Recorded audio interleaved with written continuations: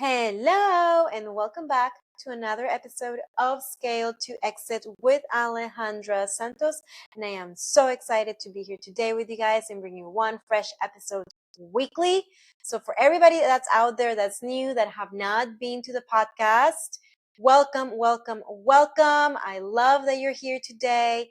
We bring you some really great conversations with experts at their field, successful founders that have exited their business, sharing their vulnerable story, and sharing how they got to like 8 figures exits. I bring you M&A advisors, VCs, PEs, you name it. We're all here collectively because we do believe that there is a gap on the exit side, and we're here to make a conversation about it. And I invite you to be part of the dialogue by commenting on the podcast. Send me your comments. I see them all the time, no matter if you do it on YouTube, Apple, iTunes, or Spotify. Please comment, please subscribe, please like, and please share, because perhaps you're not in this industry, but perhaps your friend is, or your family member is. So if you find this relevant, please go ahead and share, like, subscribe. It takes a lot of work for me and my team to come in and bring you the guest. We just don't pick any guest. We actually have a vetting process, and we only bring you guests that can actually bring you valuable insights to help you with your business journey. For everybody here that is okay, but without further ado, now I'm going to go and bring our guest, and I am very excited to bring her because she's not only a founder, she has not only built her own business, but she also has been part of the founding teams of great companies. One of these great companies was a disruptor back in 2012 for the beauty industry. You will know in a moment which one this is. This powerhouse of a marketer. She's a powerhouse brand storyteller, and she is going to talk about why branding is so important for your business. No matter where you are in your business stage, you should focus on branding as well. We're going to have a great conversation around marketing and trends and consumer behaviors.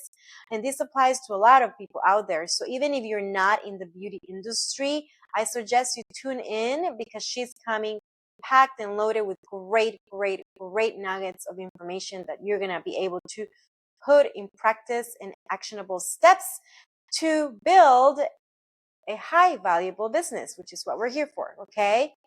Great business asset. All right. So I'm going to go ahead and introduce you. So I'm bringing today Nicole Collins. So Nicole Collins has been disrupting the beauty industry since 2012 by propelling dynamic startup companies to prominence. She was on the founding team at Ipsy. She co-founded YUME with Michelle Phan after that, and then co-founded 213 in Delhi in 2023. 213 in Delhi is the first of its kind text-to-buy service, dropping the best in beauty once weekly via text. So Nicole is a forward-thinking marketer, expert, a storyteller with deep expertise in brand building, strategy, influencer marketing, and social commerce. She's also an entrepreneur with a highly creative mindset, a mother of twins, a native Angelino who grew up listening to the Red Hot Chili Peppers and crashing on Anthony Kiedis. She's happiest when she's barefoot on the beach in Malibu. She's been a beauty junkie since she was a kid, and she has spent her entire 20-year career working with beauty brands and playing with products. She's also a proud graduate of the University of Southern California and American University. So, how excited are we to bring this powerhouse of a woman into Scale to Exit platform? For everybody out there that's listening, go grab your popcorn, your wine, your beer, settle down on your couch, watch it on YouTube, or as you're driving to, to another place that takes you about an hour to get there. So without further ado, I'm going to go ahead and bring her in, and I'll see you on the other side.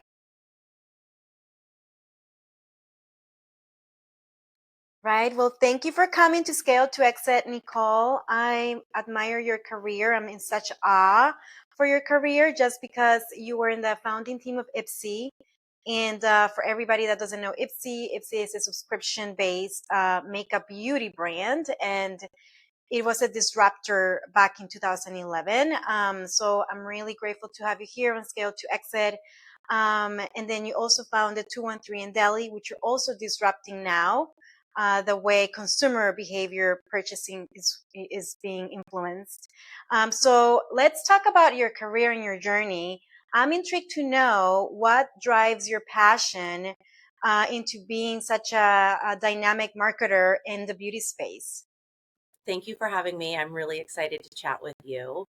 Um, I am an Aries sun and moon. I have a very high risk tolerance and um, maybe a problem with authority. I don't know, but I've never seen a path for myself in corporate America. I respect people who are good at that.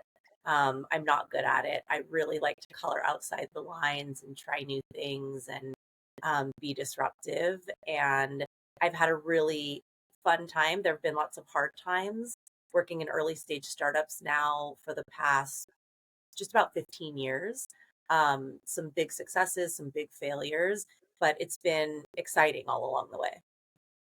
So, out of everything that you've done in your career, what is one of the, what has been the journey that has excited you the most?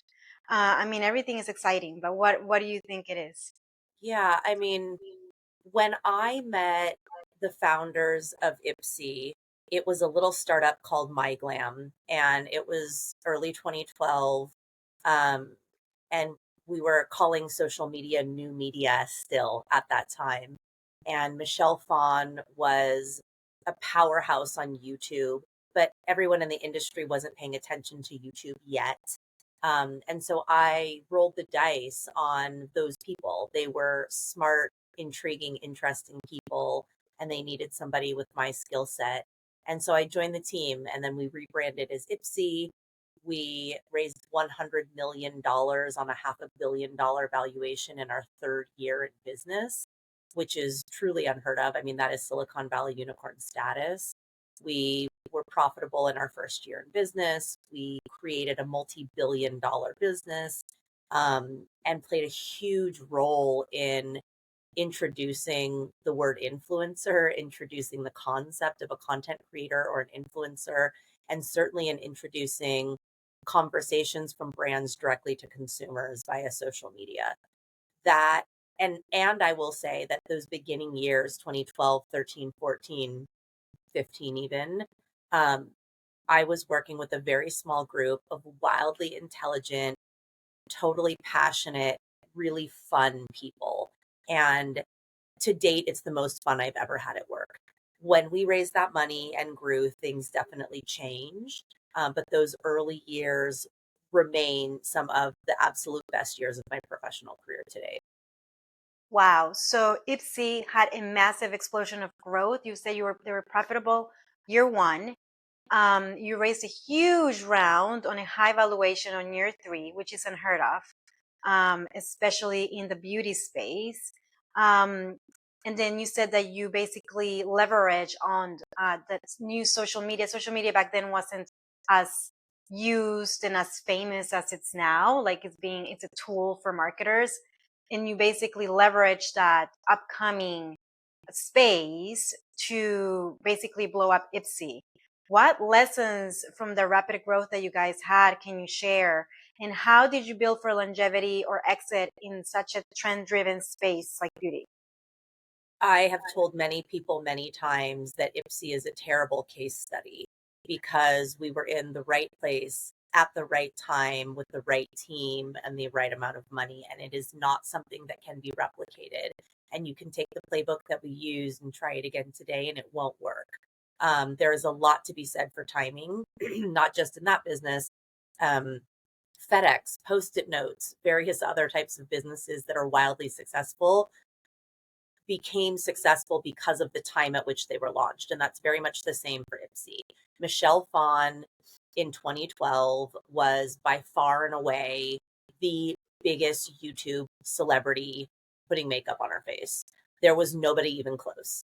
Um, and she would post a YouTube video and within 24 hours get 1 million views. Um, she she was a powerhouse. Marcelo Camberos, the co-founder of that business, very intelligent serial entrepreneur as well. He said, let's use sampling. Sampling is a tried and true method in the beauty industry. We'll give people products, they'll try them, they'll fall in love with them. We will layer on top of that a social media conversation. It was anchored by Michelle Phan. We worked with other influencers. At the time we called them YouTubers, other YouTubers as well, to amplify the conversation and have direct conversations with consumers. We had a very small team of very dynamic people and a real business model selling widgets that worked, right? When Michelle made her first YouTube video announcing the business, we had a 50,000 person wait list. So for all of those reasons, I say it's a terrible case study. It cannot be replicated.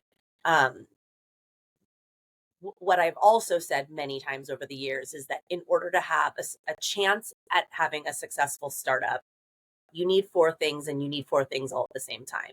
You need a great business idea. You need great product that actually backs that idea. So you need to be able to execute upon that. You need an incredible team who can pull it off, and you need money. And you need all four legs of that stool at the same time in order to have a chance. If you have all of those things, it doesn't mean that you will be successful. It means that you might be successful. If you don't have all four of those things, you most certainly will not be successful, in my experience.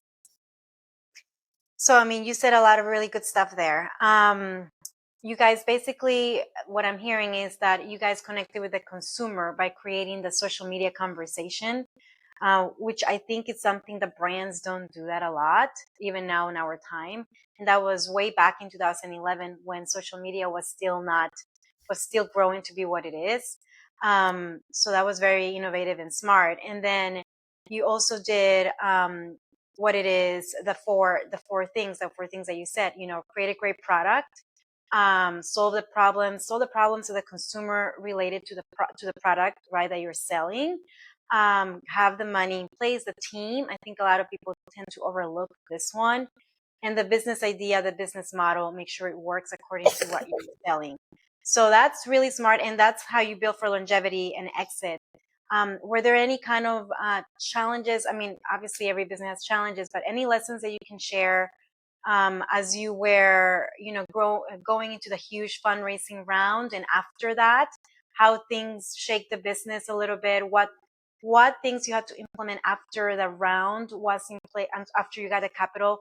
How does that impact the business and the dynamics and the leadership and everything that comes between the marketing as well, the messaging, all of that? I'll say this. Spend your money wisely. I have seen so many businesses, Ipsy included, raise a large sum of money and then start spending it too freely. And not, when you don't have any money, you really labor over decisions and you make sure that you have a high risk tolerance, but that you're making the right type of risky decisions. Oftentimes, when you have a lot of money, you just spend it, hire a bunch of people, may or may not be qualified. Yeah, let's throw a ridiculous event and we're not sure what ROI we're looking for after it. It's for marketing. Things start to get a little willy-nilly. And that's when you start to lose control. You start to lose control of the vision. Your eye is off the ball and you're not paying attention to for what purpose. And so that, I'd say, is the biggest learning I had from Ipsy and from the myriad other startups that I have worked with since leaving that business in 2017. No matter how much money you have, you are still a startup in many ways. You have not exited yet. Remain scrappy and remain intelligent the way that you started. That's what got you there. And there's a famous saying that I also agree with: what got you here won't get you there. Agreed. But being sharp and astute and agile will always continue to push you forward. Yeah, that's really important. And I love that you say that because it's so true. I've seen it too with startups. When they fundraise their money, there's really one of the areas that a lot of companies don't really put a lot of focus is setting those KPIs and those performance metrics at not only a top line revenue, which is like how your marketing expense is performing and how much revenue you're turning, your ROI in ads or influencer and all that good stuff, but also at the bottom line, Are you meeting your budget, or is your forecasting accurate? Or yeah, and that, like you said, you really tend to step away from your big vision and just go willy-nilly. And that affects a lot, and that can put you in a more tight position later, especially 100%. when you have investors.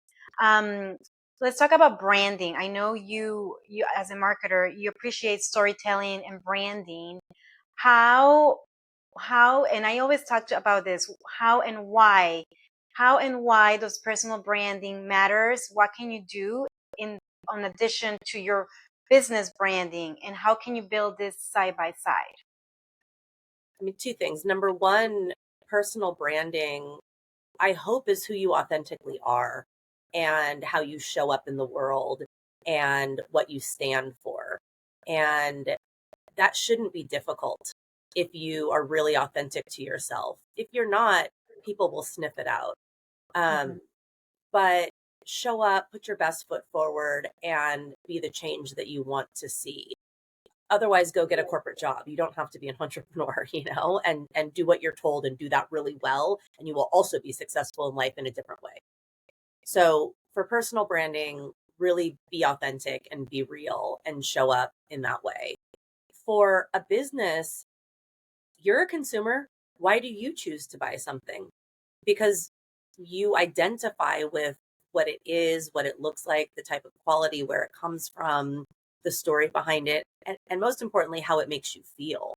Whether Hmm. you're talking about the dishes in your kitchen or the linens on your bed, or the clothes that you wear, the makeup that you wear, it makes you feel a certain way to spend your money on those items and to use those items on a daily basis. So, how do you want to make someone feel? Um, and when you're creating a brand, that should be the number one question. How do you want to make someone feel? And then what goes along with that? With 213 Deli, the name is a bit cheeky. 213 is the original area code of Los Angeles. I am from Los Angeles, as is my business partner, Corey, and it's a text business. So 213 being an area code kind of makes sense. 213 Deli, well, a deli is a place where you go and you get something great and you leave happy always. So it's a lighthearted and cheeky name because we're selling makeup, not saving the world. Um, but I do believe, and I've said so many times, that when you look good, you feel good, and you move through the world in your best way. So, so that's how we chose our name with 213 Deli. The colors are black and yellow, not traditional beauty colors. Yellow is the color of happiness and a nod to the Los Angeles sunshine. So be Hmm. really intentional about everything that you do. It's not crucial for me that every customer we have knows why yellow is part of our branding, but it's Hmm. there and it's intentional. And you will see us trying to deliver happiness in the cheeky messages that we send via text, certainly in the product, Hmm. in our loyalty program and things like that. Oh, I love that you said that. Yes, definitely. Personal branding, be authentic, be genuine, and it will show, obviously. And business branding, just be very intentional with how you present the brand, because you want to connect with the consumer. And I love 213 and Deli because it's a text to buy platform. Can you talk more about the business model and how you're disrupting and affecting or influencing how future consumer behavior purchases are right now? Yeah, I mean, a clear trend that we've seen in the beauty industry in the last 5 to 10 years is personalization. Consumers feel entitled to have products personalized to them and have their shopping experience personalized to them. And amen. We're in the age of data. We have loads and loads and loads of data on all of our customers. So why are we not using it to offer a personalized experience? It's not lost on me that Neiman Marcus, Saks Fifth Avenue, Barney's, these big, beautiful, one-time beautiful retailers um, are dying because they lost their art. The art was in the curation and the personalized experience that they were giving their consumers, and they failed to keep up with that. I think a personalized shopping experience today looks much different than it did 20, 30, 40 years ago, but we Hmm. have the data. And in today's day and age, everyone's walking around with a smart computer in their hand everywhere they go. So the inspiration for 213 Deli, which is the first of its kind text to buy beauty service, You sign up for free, go to 213deli.com, give us your phone number. That's it. It's completely free. Once a week on Thursdays at noon Pacific, we will send you a text message featuring an amazing product with a free gift and free shipping, a fairly verbose text message about what it is, how much it costs, why it's great. If you want to buy, you text back 1, 2, or 3. We sell up to 3 units. Most people buy one for themselves. Text back the number 1.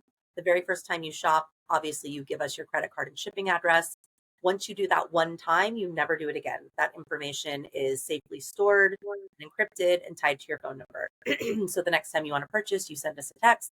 We text back, great, shipping to you at this address. It's fun, it's addictive, it's easy, and we're collecting data about you, the types of brands, products, etc. that you love, and it gets smarter and smarter, and we'll personalize to you. We were inspired by Gary Vee's wine text, which is a very similar concept. But really the inspiration is, we are targeting women aged 35 to 55, Gen X. This demographic spends more money on personal care than any other generation in America. They largely feel unspoken to by the beauty industry, who is using young, beautiful models in their advertising for obvious reasons. And so here's a generation of women who grew up on glossy magazines, taking expert advice about products to use. And we've largely lost that. Glossy magazines are sadly dead. And, middle-aged moms are not spending 4 hours a night doom scrolling TikTok looking for beauty advice. And even if they were, there aren't that many women their age that look like them to give them advice. So here's your best friend sending you a weekly text, tried and true, best of the best. You need this product. It's spectacular. And if you get a text and you're not interested, you simply ignore it. So it's really hands off. It's really easy, and fun and delightful. And hopefully, our branding for 213 Deli is pretty nostalgic, a lot of 80s and early 90s jokes. And we try to bring a lot of humor because life's hard, so let's have a laugh and hopefully buy a great new lipstick that makes you feel pretty. Now, is it 213 Deli? Basically, just go to 213deli.com. I sign up, right? And then do I give you obviously my preferences of like what I want? And then is it also like subscription based? Like, do I get to sign up to a subscription to get something every month, or it's just whenever you want to purchase? Yeah, no, right now you literally just give us your phone number. Okay. And we will text you once a week with a great Okay. product. Okay. Personalization will come after our first fundraise, which we're working on. Okay. But we are collecting data. We're sending beauty products, so hair, skincare, hair care, makeup, nail polish, body care, etc. Lots of fragrance. Um, and as we move into our fundraise, we'll start moving more into personalization. But there's no subscription, there's no fee. You simply sign up to get a fun, cheeky text message once a week. And if you want to buy, you buy. Okay, awesome. I love that. Very simple, very straightforward. So how is this how does the go-to-market strategy for 213 Deli different from Ipsy back in 2011? And what trends are making it so different? Oh gosh. I mean, we're in 2025. We launched in summer 23. So we launched just about 2 years ago. And the world is simply a different place. The way that people consume media is different. Glossy magazines really are no longer. 213 Deli uses a really heavy influencer and content creator strategy. So every week we partner with 35 to 55-year-old influencers and content creators. They tell their friends, fans, and followers on TikTok and Meta about this really cool, innovative new way to discover and shop. And always give the spoiler alert. Spoiler alert, the drop this week is this product. Sign up here before Thursday to get the drop. And then word of mouth after that. With Ipsy, when we launched, YouTube was the social media platform that was big in 2012 when the business was getting off the ground. And Michelle Phan was the biggest celebrity there was on that platform. So as I said, she made one video. We had 50,000 people on the wait list. Within a couple of months, we had 100,000 people on the wait list. It was a very different time. There is no one biggest influencer now. And also we're targeting an older demographic. So it's different. We're using lots of different people, but celebrity makeup artists, hairstylists, experts, people that if you are, a middle-aged mom, that's who you're following because you trust their advice. You know that they're giving you real expert advice, not first look, I just pulled this out of the box. So that's sort of the difference. So, I mean, there's a differences on like definitely the platforms, and because back in the day, influencers were limited, right? So they had really good, they had more purchasing power, like for the consumer. But now there's people, but it looks like there's a common ground. What I'm trying to say is there's a common theme. Even though back in the day, Michelle Phan was so famous that she put people on the wait list, we're still evolved. Like we're going with the trend that consumers really do purchase from other people, that they say, I like this, I trust this brand. So that the consumer is still moving towards those recommendations from people they trust. But now it's more quantity than just one person doing the job, right? Yeah, I mean, before influencers, brands paid celebrities because people look to celebrities for advice in glossy magazines. That pendulum swung. Bloggers and YouTubers really were holding attention. And now social media influencers still hold attention. It's different though. There are thousands upon thousands of influencers now. And if you ask the average consumer, they're really taking their friends' advice. So we hope that when you fall in love with something, you tell your friends and they fall in love with it too. Yeah. So we have a referral program and a loyalty program, which any and all brand need in consumer packaged goods. But since television ads and magazine ads really are not driving consumer behavior any longer, influencer is really the strategy that you have to lean into in an intelligent way. Yeah. Yeah. So, what do you, since you're such, you're such an expert in this topic, marketing and consumer behavior, where do you think we're heading from here into the next 10 years? No doubt about it, word of mouth is still reigns supreme. That's why reviews are so important on Amazon, Sephora.com, etc. I don't know. I think technology is moving in such a fast way that it'll be interesting to see um, what happens in the next few years. And I don't have a crystal ball and I don't want to be foolish and predict something because I think 2 years from now, we'll think that what we were doing today was silly. It's been moving quickly for the last 10 to 15 years. I think it's going to start moving even more quickly. There's also a big desire for nostalgia and history. And so I think there could be a place where glossy magazines come back again in some type of interactive way in print and digital media. So who knows? We'll see. You definitely have seen billboards come back in a big way in the last couple of years, which everybody would have said was absurd. I have been getting catalogs in the mail lately. So, things are a bit cyclical, but first and foremost, if you have a spectacular product that people love, them telling their friends about it is the number one way that you're going to grow. Okay. And there's no really like a fast growth hack, right? Like there's no, people always want to like get on front of the line really quick by just throwing a lot of money on ads or whatever. But when it comes to building a brand and brand equity, there's no really a shortcut. What would be like a few things that you would recommend for everybody to bring this, to build a strong brand equity? I mean, you being a founder and in the founding teams of really renowned brands. So what would you think some strategies back then versus now are the ones that people need to implement? But you have to dribble before you slam dunk. So no matter what, no matter how fast you want to exit your business or what you want to do, you have to lay a solid foundation, which number one, first and foremost, you need to go through a branding exercise. What business are you launching and why? What is the purpose and who's going to buy it? I heard a very intelligent person who sadly cannot remember who it was, but the advice remains with me forever. If you think you have a good business idea, ask at least 20 people who would be your target consumer whether they think it's a good idea or not. So, do you have a really legitimate business idea that you think people are going to buy and pay for? If yes, go through a branding exercise. Who are those people? I have done a lot of consulting work over the years. I've met so many people that say, well, we want 15-year-old women to 95-year-old women to buy our fill in the blank. Wrong, wrong. 15-year-old women and 30-year-old women and 50-year-old women are not interested in the same types of things mostly, you know? So you need to get really specific about who are you targeting, who are you talking to, what type of language do they want to hear, what resonates with them, etc.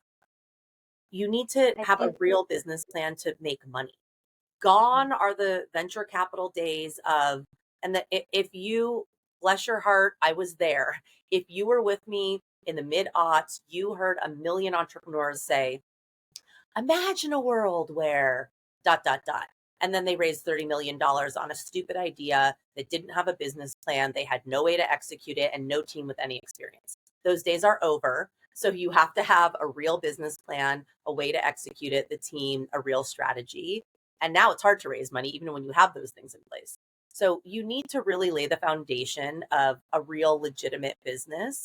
And then you need to find the right influencer and editor partners, content creators, whoever it is that you're going to work with, that embody that. You embody that, they embody that, their fans and followers embody that. You're looking for your pools of consumers, right? So if you want to sell lipstick, don't partner with an influencer who is a wellness guru who doesn't wear any makeup ever. Yes, she might have a very loyal following, but she doesn't wear any makeup. It's not authentic. And that's not why her followers are there watching her. They're looking at her for food advice or fitness advice or whatever it might be. So just it sounds really basic, but people looking for the hack really just let go of the fundamentals. And then fundamentally, you have to keep putting one foot in front of the other over and over again, day after day. There is no get rich quick scheme. The other thing I'll say about digital ads, yes, you can. Let's say you do have $100 million to spend. You can spend money on digital ads, but if you are a brand that no one has ever heard of before, there's no existing buzz online about it, you're going to spend 10 times more money on ads than on an existing brand that has the flywheel going. So you're really lighting money on fire. You're better off spending that money doing some brand building, hosting some events, working with some content creators who really have the audience that you're looking to get in front of, do collaborations with like-minded brands, etc., to lay the foundation and get a group of loyal consumers who are excited to buy your product and will evangelize for you. Oh, I love that you said that, because it's so true. I, as well as you know, I do consulting, and one of the biggest areas that I see business owners, founders, entrepreneurs do is not really identifying their target client or target market in the way that you described. That they cannot even connect or find how to reach to them or how to craft the messaging. And most of the times, beauty brands go for retail right away without having really brand position or brand equity. And they throw ads at the problem, like add money to the problem, and it actually becomes a bigger problem, right? Because if you don't have brand presence, brand awareness, then what are you doing? So I love that you said all of those recommendations. So would it be number one, invest on content, invest on your personal branding, invest on getting the right collaborations with influencers or with partners or with whoever has your audience. And then once you have that, build that strong brand awareness and you're building that equity, then go ahead and go for ads or other channels that can give you some ROI really quickly, correct? Yeah, I mean, I think fundamentally you always do the same things. You start with, who is my target customer? What does he or she already do? And how do I show up where they already are? And then the more money you have as a business to invest back in your business, you spend more money doing that. So you show up in a more visible way. So if your audience is at Coachella and the first year you don't have much money, then you just partner with people who are going to be at Coachella to talk about, I use this product to get ready for Coachella. The next year, when you have more money, you show up at Coachella and you're gifting consumers who are there. The next year, when you have more money, you host a house and you bring the influencers and your top VIP consumers to come and have an experience. So it's the same exact thing. You just lean into it more the more money that you have, but your strategies don't change wickedly. Once you have a flywheel going and you can use digital advertising, great. But digital advertising is not different than magazine advertising or television advertising. Those were the mediums back in the day. They're not so much anymore. Now it's digital advertising, but you don't do that. Nobody launched any company and then made a Super Bowl television ad. You know what I mean? There were certain steps along the way before you got there so that when you played that ad, people are like, oh, I keep hearing about this. This is great. I love it. Yes, let me try it. So those same you can almost take a marketing book from 20 years ago and update the mediums and consumer behavior, and the strategies are still the same because you have to have fundamentals. What do you stand for? Is your product any good? Et cetera, et cetera. Mhm. Yeah, yeah, no, I agree with you 100%. I love that you actually are saying it step by step as well for everybody that's listening. Please do not miss this part because you are such a powerhouse when it comes to marketing, and you have been in such strong brands from the beginning. I want to know what is the secret sauce to attract the right partners or the right acquire? Um, Here's a very unpopular opinion. Be honest. Be honest about who you are. Be honest about who your business is. Mm-hmm. Don't embellish your numbers for what they could be if you Mm-hmm. can't actually get there, or you're not, that's not what's driving you. Be honest about who you are, what you're building, why you're building it, and where you want it to go. And then the right people will align with you. When you are raising money, 100 people are going to say no before someone says yes. Mm-hmm. So, okay, great. The people who say no, we're not going to be the right partners and we're not going to help you get to where you're going. They weren't going to understand your vision. They weren't going to be right. Great. It doesn't, you shouldn't feel discouraged when someone says no. You should feel like that wasn't the right fit. Um, and that's great because you're then getting closer to the right fit. So be honest about what it is that you're doing, why you're doing it, and how you want to exit, or what the law or what the exit strategy is. And when you do that, you'll get there. You have to have the right team in place because people who want to either invest in your business or buy your business are doing that because they believe that it will be a lucrative investment for them, better than Mm-hmm. investing in the stock market, right? So Mm-hmm. the founding team is crucial.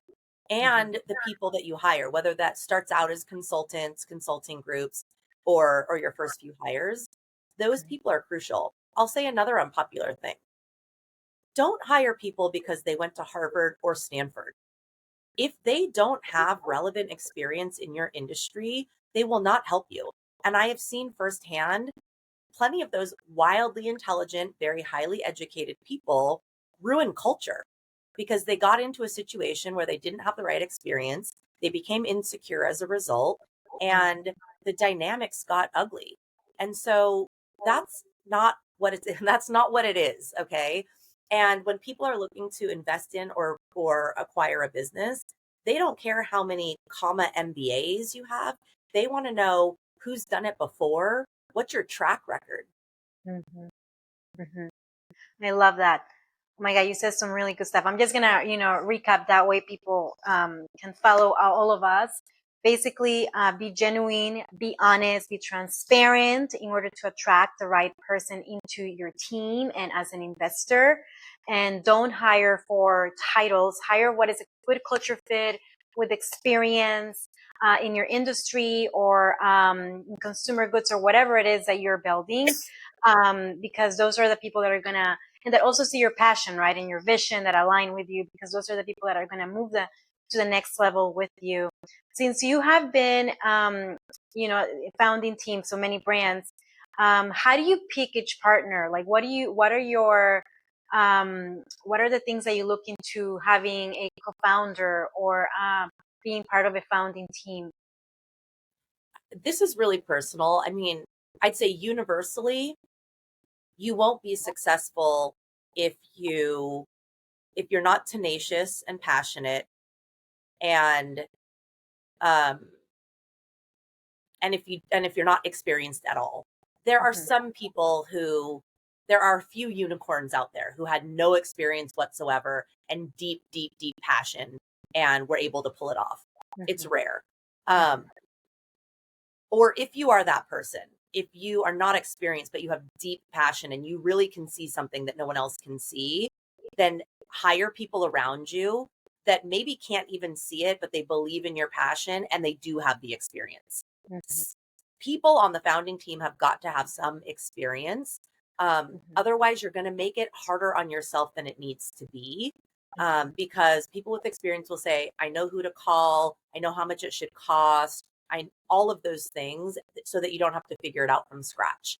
The other thing is, when you're looking for colleagues and teammates, there needs to just be inherent respect for one another, regardless of differences in style. So you might be one of those, I'm up at 5 a.m. and, that type of thing. And I'm not. You can call me starting at 9. Okay. And that's just all there is to it. But these are just different styles. I'm just as passionate. My heart's all the way in it. So I think respecting those little things, communication differences.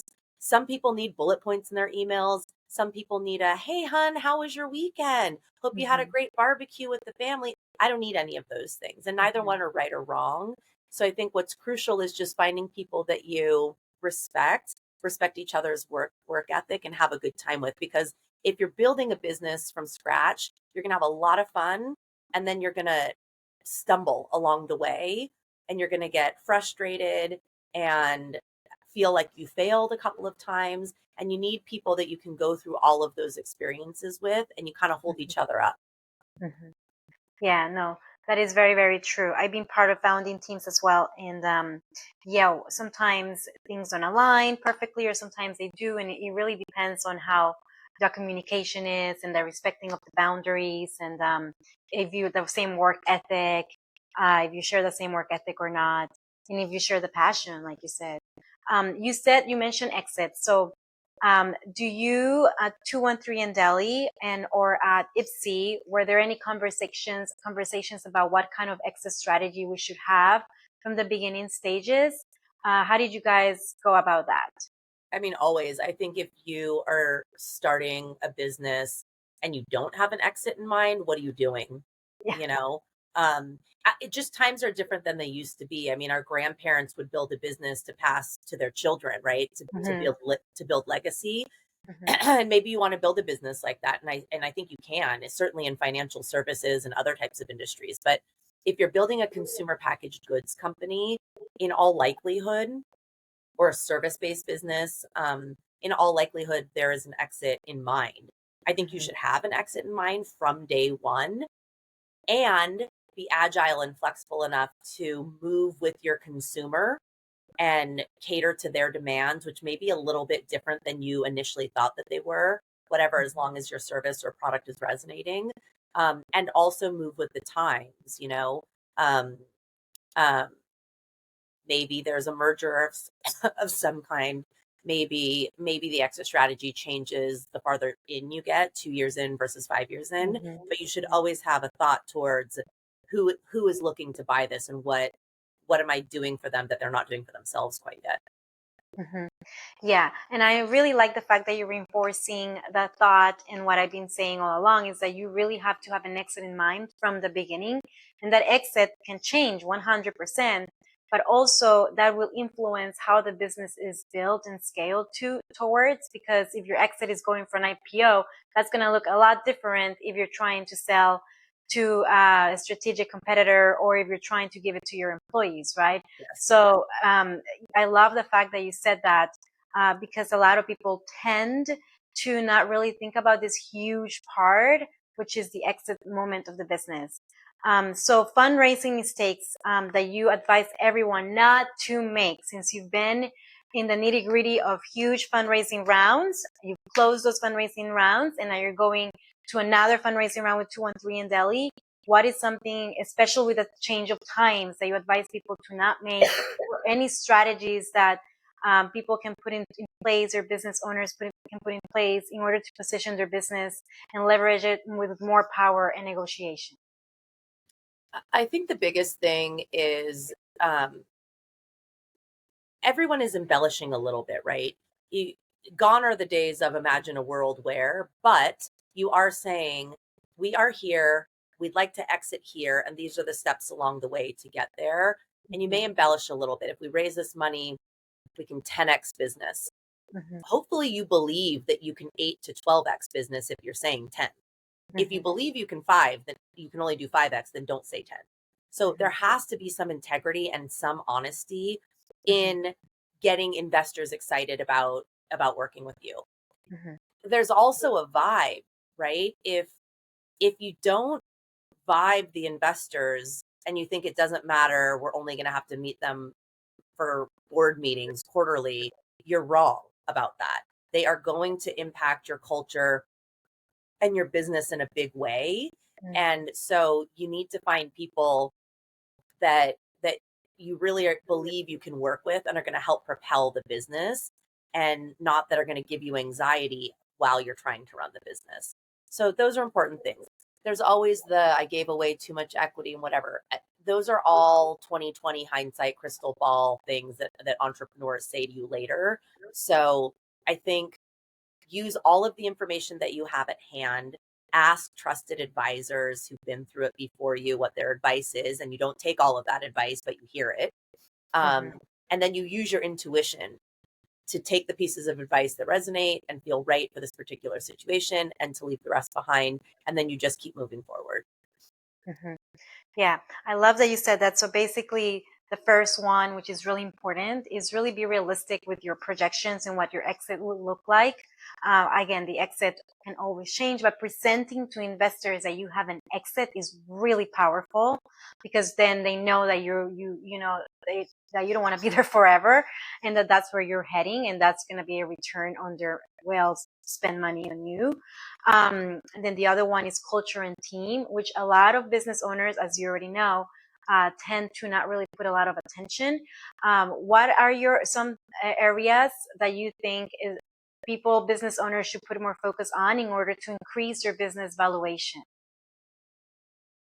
Profitability, number one. I mean, for so many years, no one was concerned about profitability whatsoever. It was growth at all costs.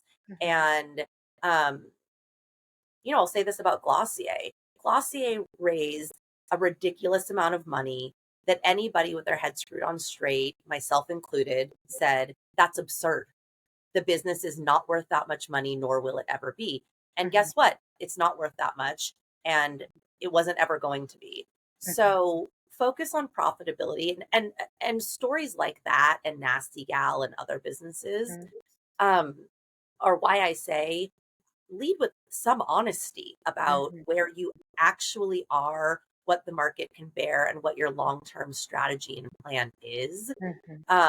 Don't get so excited about like, we're going to be the next Amazon. You're likely not. So what is a more realistic business idea or goal, or what are you doing that's unique? And what are real numbers that you can put behind that, so that you don't get into a situation. I love to listen to How I Built This with Guy Raz, and you don't want to get into a situation where you've raised so much money that you never meet that valuation, right? And there was an episode of How I Built This with the founder of Bonobos, and it was one, if you haven't listened to that episode, I encourage you to. The founder said, we sold to Walmart, and a lot of people thought that that was a strange partnership. And the truth of the matter is that our valuation was too big. We had to sell to pay back our investors. And that was the business that was offering the right amount of money. So we had to take it.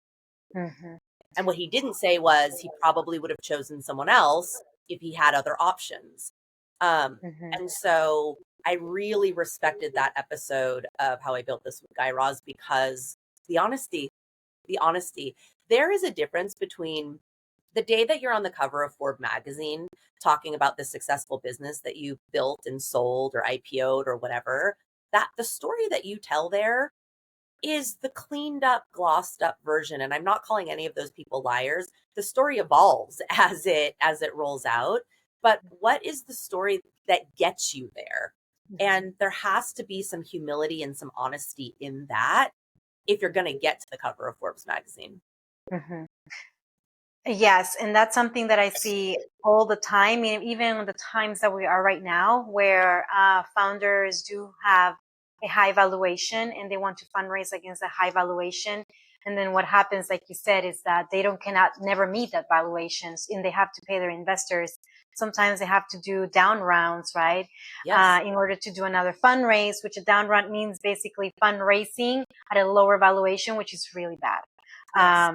Really bad, because no investor wants to get their valuation cut in half. So that means that they're losing money, and that means that the founder, whoever is operating the business, is not doing a good job. And that just really, it's a very bad situation to be at. So you raised a really, really important point when it comes to valuations and fundraising. Did you at Ipsy, I know 213 Delhi is going for a fundraising round right now, but at Ipsy, do you guys waited a while to get to a certain milestones or hit certain goals before fundraising? Again, Ipsy is a terrible case study. It was Yeah. a rocket ship in a bottle from day one. We were profitable in our first year. Um, we had a 100,000 person wait list for what you're trying to sell in your first year. It's Yeah. unheard of. Yeah. So that there was a solid business plan. There were customers who were desirous of the product we were selling. It was profitable. We had a small, dynamic, amazing team. I mean, all of the pieces were in place. A better story I can tell you is about a startup that I consulted with called Super Great. And it was a really cool app where consumers could review products that they had, get coins for interaction, and then exchange those coins for free products. And there was a live selling element that was supposed to be part of it. When I met them, they were seeking $5 million in funding. One of them went to college with a buddy at a VC firm who gave him 10 million instead. They had no business plan. They had no one on the team with any experience whatsoever. They had no path to profitability at all. Nothing in place, no marketing strategy. They ended up raising $30 million ultimately and then folding because there were no fundamentals. You cannot slam dunk if you can't dribble. And that is a Mhm. classic story that happened over and over and over again, right? So there's more of those stories. You raised and you raised and you raised on a business that had no foundation and wasn't ever going to be successful. Yeah. So that to me is a better tale than the Silicon Valley unicorn, which is nearly impossible to replicate. Well, I actually love the fact that VCs are, the traditional VC is changing, because chasing for a unicorn, it's so dumb. I'm gonna say it is so dumb. Like it's really hard. Not only that, but giving money on high valuation is also so dumb. So like there's a lot of VCs out there that are saying, okay, this is not working the traditional way. We're gonna go this way, and it actually puts more pressure on the founder and on the team to really set those milestones and meet them in order to get a good investor in your cap table, or the money or the capital that you need to go to the next level, rather than coming in and be like, oh, here's my valuation, give me a check, okay, bye. Like I love that. That's the reason why I feel so passionate, and I love the fact that we are changing to that way. But it also is unfortunate because it doesn't leave room for everybody, right? Like now you really have to be more scrappy. Now you really have to, like you said, put the fundamentals and really execute and really show your work. And there's a lot of people out there that unfortunately they do need capital right away to even start anything. So I'm going to leave it with that. What do you think about that? Yeah, everybody needs capital. You can't start a business with no capital. So, yeah, you need some money, and there are ways to get some money to get going, whether it's friends and family investing in Mhm. you, a bank, Mhm. good old fashioned bank loan like our grandparents took out to start their businesses. Yes. There are plenty of different ways. You can join an incubator. There are lots of different ways to get money. Um, I think it's good that anyone who wants to give you money, whether it's a bank, a venture capitalist, a private equity firm, or your friend who's going to give you their own investment, I think it's good that they want to know, what are you doing? How are you going to do it? How are you going to spend the money? And then what is the result going to be? Because for a very long time, none of those questions were asked. You got a very dynamic, young, good looking storyteller Mm-hmm. painting some fantasy. Imagine a world where, and people gave you tons of money and it was total bullshit. And you had a kombucha machine and a ping pong table in the lobby of your overpriced rental in Venice with a bunch of dogs running around and young people with no experience, not building something real. And listen, it was fun if you were there, I'm sure. But is the world better off for it? Absolutely not. And the other thing I'll say is that I'm wildly inspired by entrepreneurs because um, life is much easier if you go get a corporate job with a Mm-hmm. 401k and Mm-hmm. medical benefits Mm-hmm. and paid vacation to take your family to Hawaii, Mm-hmm. and you're set and you're solid and you're safe. You're good at your Mm-hmm. job and you're smart and you're nice to your colleagues and every few years you get a promotion. Yeah. That is a much easier way to live life. It's Mm-hmm. not for everyone and it's not for me and it's not for the other entrepreneurs out there, Mm-hmm. but Mm-hmm. entrepreneurs like Yvonne Schoenhardt, who's the founder of Patagonia, um, for what? What are you doing this for? And Mm-hmm. I hope that it is to leave the world a better place than you found it, Mm-hmm. not just to do something different. Mm-hmm. If you're doing something different, why? Is it leaving anyone better off than they were? And also the world at hand, you know, is are you leaving the right mark on the world? And I hope that if you're an entrepreneur, you are asking yourself that question. I've Mm-hmm. met plenty that I know are not asking themselves that question, but I Mm-hmm. hope that you are. Yeah. That's a great question to tell the audience and to leave the audience. Why are you doing this? And what is the end game? Are you leaving a mark? Is the mark the right mark that you want to leave? Because it's true, being an entrepreneur, it's a hard job. And hopefully you're doing it for the right reasons. Because it's like you said, it's so true to just go to your comfort zone and get a job and live paycheck to paycheck and have a vacation and, you know, be the boss, pets, and all of the good stuff. Yeah. So let's go to personal questions because before we end, I want people to know you more. What does self care mean to you, and how do you incorporate that into your daily life? I mean, self care is everything. If you're not healthy, you have nothing. So, um, I'm a mother of 4-year-old twins. So, to the best of my ability, I get a full night's sleep every night. I eat very healthy. I exercise as much as I can. I used to be a 7-day a week exerciser. That's simply not a luxury that I have anymore, but I do it as much as I can. Um, and then I take care of myself in little ways. And I joke about the red lipstick trick. Any day that I'm not feeling 100%, I put my red lipstick on because it just makes me feel a little bit taller, faster, smarter, etc. But the other thing is, and this I learned much later in life, is to give myself and those around me grace. We are human beings.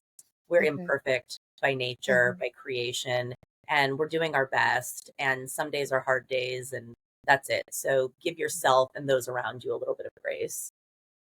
So if you had the opportunity to be somewhere, I know you're like California gal, so you have access to everything, the ocean, the mountains, the deserts. Like, what is your favorite one when to unwind?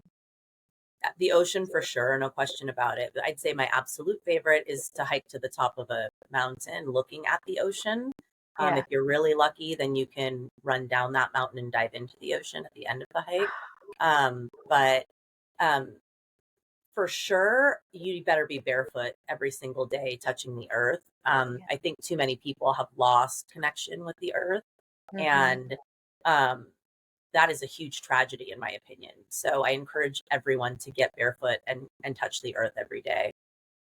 Do you do meditation as well? Yoga? I'm a yogi and a meditator. I learned about Kundalini yoga Mm-hmm. 20 years ago now. Mm-hmm. It has profoundly impacted my life um, in big, big, big ways. I think that there is a tool, a metaphysical tool for everyone. So find the one that works for you. Yeah. No, I agree with you. I mean, I love meditation. I love the yoga. I love being in nature. It just really puts my head in a whole different level. So one last question. If you had the opportunity to meet someone and sit next to them at dinner, who would that be and what would you ask them? I'm a huge fan of Yvon Chouinard, the founder of Patagonia. He built and created a gorgeous, incredible, spectacular brand and company, and is leaving a huge legacy on corporate America and on consumerism. And I am fascinated by that. Um, that said, maybe Martha Stewart instead of him, because she is the first self-made female billionaire in the world. Yeah. And I idolize her. I think she is incredible. And I'm horrified by the fact that people love to focus on what a bitch she is. Because if she was a man behaving the exact same way that she behaves, people Yeah. would call her smart, dynamic, cunning, all of the things. But because she's a woman, we want to label her a bitch. Maybe she is. Who cares? She Yeah. is smart, she is talented, and she is a dynamic and incredible businesswoman who really prevailed through pure patriotic, sorry, pure patronizing misogyny to try to take her down. And she's on top again. So I idolize her as well. What I would ask both of them is, um, what are the biggest mistakes that you made? And what advice do you have for corporate America in the next 10 years? And the entrepreneurs who are leading, and the CEOs who are leading the Fortune 100s. Wow, that's a strong questions to make to those powerful, two really great people that you picked, by the way. I wonder what their answers would be too. Maybe we can go and send them on Instagram. Let's send them questions. I love it, Nicole. Thank you so much for coming to the Scale to Exit podcast. Before we leave, I would like to know if you have anything to add that I haven't asked you yet. The only thing to add is chase your dreams, follow your passions, and if you want a delightful, guaranteed smile every Thursday at noon Pacific, go to 213deli.com, give us your phone number. We'll only text you once a week, and I think you'll love it. Oh, I love that. And this episode comes packed with so much valuable insights and really good advice, like stay genuine, like focus on your team, don't be fundraising with high value. I mean, there's so many good nuggets of information here. So for everybody that wants to connect with you, where can they find you?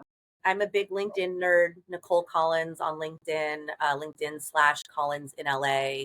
I'm the founder of 213 Deli. You can find me on LinkedIn. I respond to messages there all the time. And you can email me, Nicole@213deli.com. Okay, great. And I'll put this in the show notes as well. So thank you, Nicole, so much for joining us today. I'm so excited when this episode airs for my audience to listen to you because it was a great episode. Thank you for coming, and I hope you have a great day. Thank you. Thank you Adios, for having me. muchachos. Thank you. Bye.